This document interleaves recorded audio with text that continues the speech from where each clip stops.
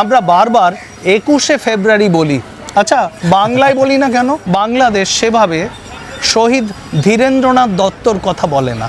তো তিনি পৃথিবীর প্রথম মহিলা ভাষা শহীদ।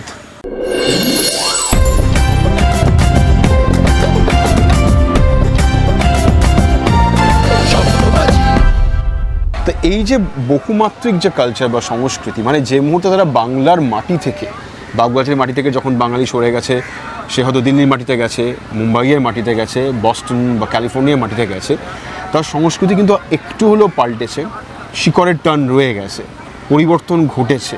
অর্থাৎ বাঙালিয়ানার স্বাদের পরিবর্তনটা সমানে হয়ে চলেছে। এইটা তুমি সারা দেশ দিয়ে ঘুরতে ঘুরতে তুমি এই যে আমাদের কথা বলছি, বাঙালির কথা, বাংলার কথা বলছি, তুমি সেটা কিভাবে অনুভব করেছো?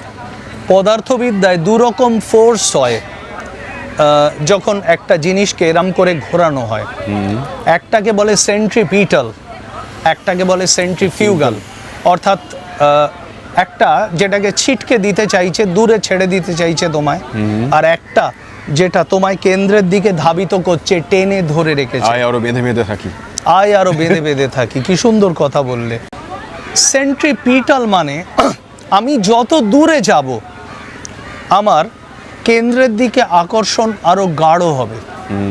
অর্থাৎ আমি যদি আজকে বাংলা ছেড়ে, কলকাতা ছেড়ে ব্যাঙ্গালোর চলে যাই, আমেরিকা চলে যাই, আরও দূরে কোথাও চলে যাই, খেয়াল করে দেখবে তাদের অনেক ক্ষেত্রেই বাঙালিয়ানার প্রতি টান অনেক বেশি। হাউ দে মিস হোম, বাড়িটাকে তারা কতটা মিস করছে সেটা আর অনেক বেড়ে যায়, কমে না।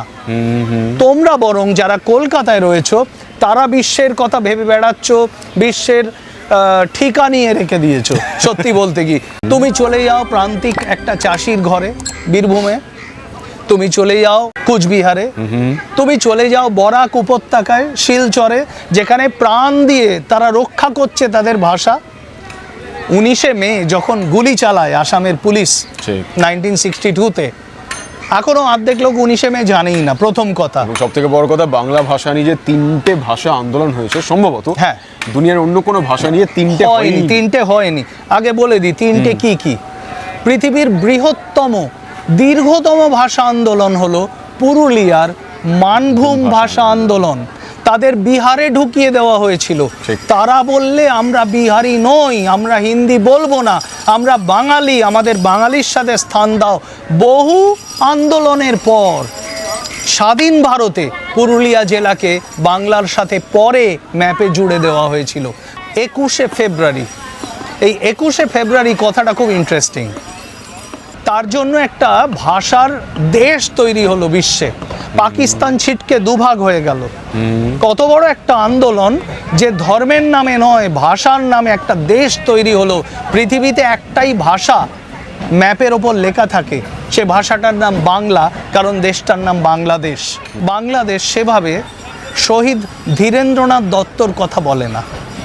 ধীরেন দত্ত হলেন একজন বাঙালি যিনি পাকিস্তানে থাকাকালীন 1948 সালে প্রথমবারের জন্য পাকিস্তানের পার্লামেন্টে বসে বলেছিলেন বাংলা ভাষা বেশি বলে উর্দু ভাষীর চেয়ে, তাই সংযুক্ত গোটা পাকিস্তানে বাংলাই রাষ্ট্রভাষা হওয়া উচিত। মুক্তিযুদ্ধের সময় পাকিস্তানের লোকেরা খুঁজে খুঁজে নিষ্ঠুরভাবে ধীরেন্দ্রনাথ দত্তকে হত্যা করে। আমরা বারবার 21শে ফেব্রুয়ারি বলি, আচ্ছা বাংলায় বলি না কেন? 8ই ফাল্গুন, সেই দিনটা ছিল 8ই ফাল্গুন। আমি চাই কিছু মানুষ 21শে ফেব্রুয়ারিকে 8ই ফাল্গুনও বলুক, কারণ 21শে ফেব্রুয়ারি থেকে 8ই ফাল্গুনের গুণটা অনেক বেশি। একদম ঠিক। 21শে ফেব্রুয়ারিতে যেন দোষ বেশি। তৃতীয় যেটা, সেটা 19শে মে। 19শে মে খুব দুঃখের দিন জানো। একটা বাচ্চা মেয়ে কমলা, হ্যাঁ, একটা সুন্দর কবিতা ছিল বিশিষ্ট একজন কবির, শিলচরের নাকি করিমগঞ্জের শ্রীভূমির। কমলা রঙের রোদ উঠেছে, কমলা রঙের বাড়ি, 7টি ভাই আর কমলা দিদি কোথায় দিলেন পাড়ি। তো সেই কমলা দিদি আর কোথাও ফিরলেন না, বোধহয় মৃন্ময় রায়ের লেখা।